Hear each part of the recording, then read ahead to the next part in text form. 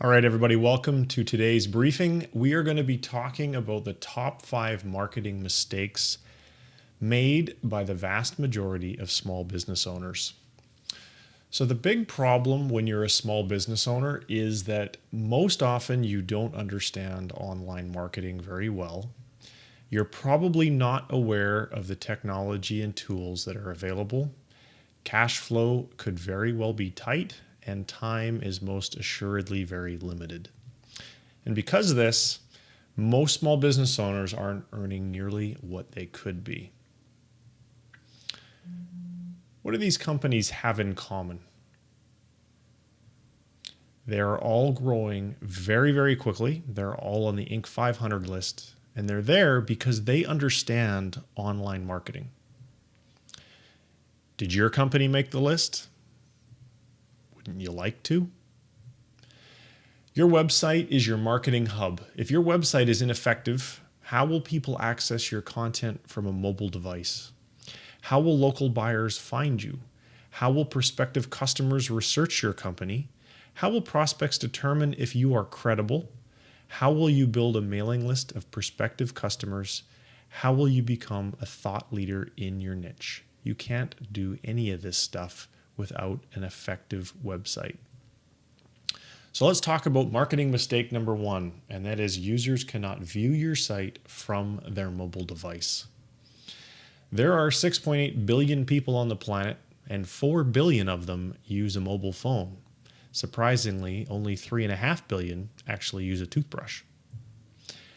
25% of Americans use only a mobile device to access the internet.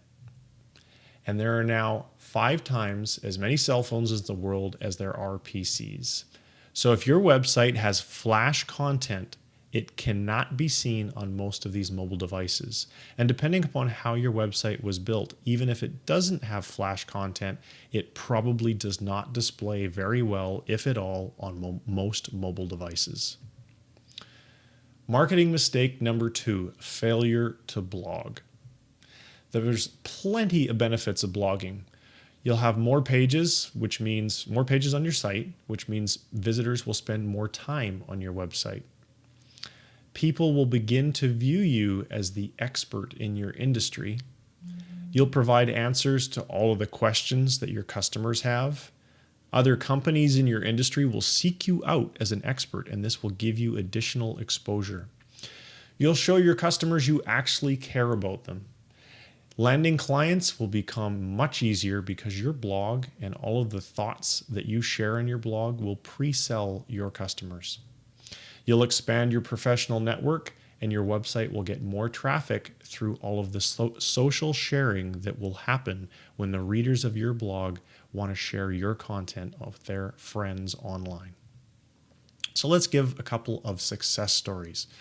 Conversion XL is a blog run by Pep Lahaye. He attracted 50,000 visitors in his very first month by doing just 2 blog posts per week. 100% of the customers for his marketing agency come from his blog. So blogging definitely pays off when done correctly.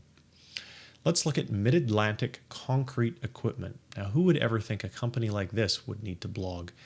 Owen Blevins and Jay Robinson run this company. As I mentioned, most people would never guess that a concrete company would have any benefit from blogging.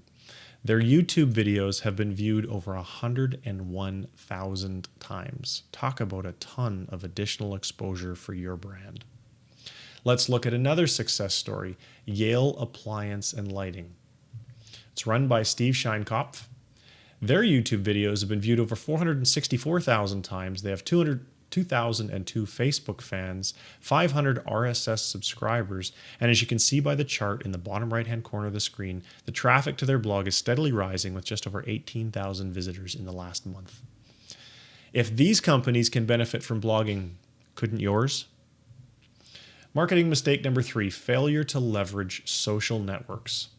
Social media is hot, and one of the leading websites is the Social Media Examiner. It's about 3 years old. It has 188,000 email subscribers, and that's growing every day. It's the number 2 most popular blog for small businesses in the United States, and traffic to their blog from search engines is rising fast. And all that traffic, by the way, is free traffic. Let's have a look at some social media trends. 76% of people surveyed in the 2012 Social Media Marketing Industry Report plan to increase their use of YouTube. 72% plan to increase their use of Facebook. 69% plan to increase their use of Twitter. And 68% plan to increase their use of blogs. Do you think that people would be planning on increasing their use of things that weren't working for them? Let's look at marketing mistake number 4, failure to build a list of subscribers. So there's 2 blogs here that I've highlighted, chrisbrogan.com and socialmediaexaminer.com. Just wanted to show those so you can see how they're building that list of subscribers. You see the little form on each one. With Chris's blog, it's by the cup of coffee. And with the Social Media Examiner, it's just down on the right in the right sidebar.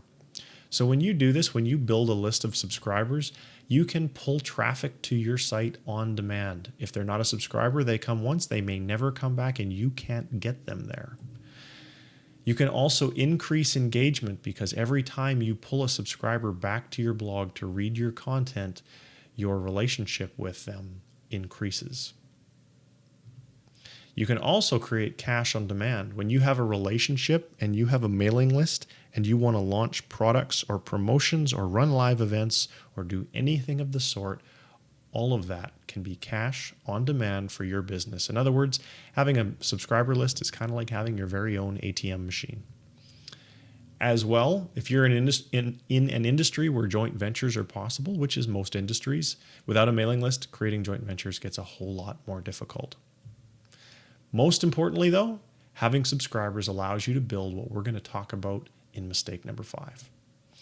Marketing mistake number 5 is the failure to understand buying psychology. People do not buy anything until all their questions are answered. So as somebody with something for sale, you have a couple of options. You can miss out. You can manually answer the same questions over and over and over again, or you can build an automated lead nurturing sequence to help you turn leads into customers.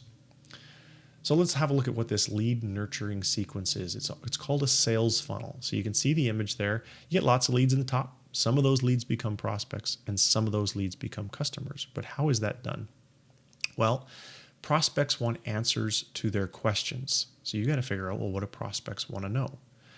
And then you have to devise a way that you can easily engage them to provide those answers. Now, as I mentioned, you can do this manually over and over again, or you can do this in an automated fashion with content on your blog and email.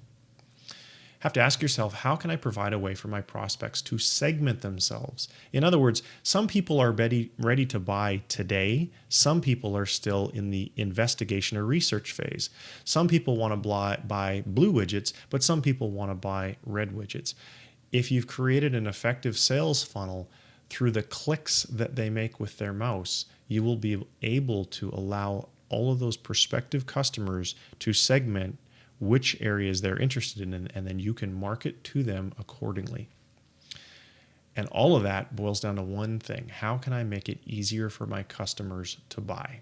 An automated sales funnel does exactly that. So let's talk a little bit more about this thing called life cycle marketing. So if you look at the graph here, you can see on the left, you have to attract traffic. And we've been talking about blogging as a means to do that. We've been talking about social networks as a means to do that. We've been talking about building a mailing list as a means to do that. Then you're going to capture those leads. Then through your automated sales funnel, you're going to nurture those prospects. And you're going to convert a portion of them to sales. And convert a portion to customers. The beauty of doing this online is you get a lot of clicks and a lot of analytics, so you can really study and split test what is and isn't working. Then you're going to deliver whatever service or product that you deliver and satisfy your customer. But it's probably not the only service or product that you have for sale, so wouldn't it be valuable to upsell your customers? And then, of course, wouldn't it be incredibly valuable if those customers were to refer you to other customers? All of these things can be accomplished with a properly designed automated sales funnel and follow-up sequence. So if you're making mistakes like the ones that I've just covered off, you are losing sales every day. Isn't it time to fix it?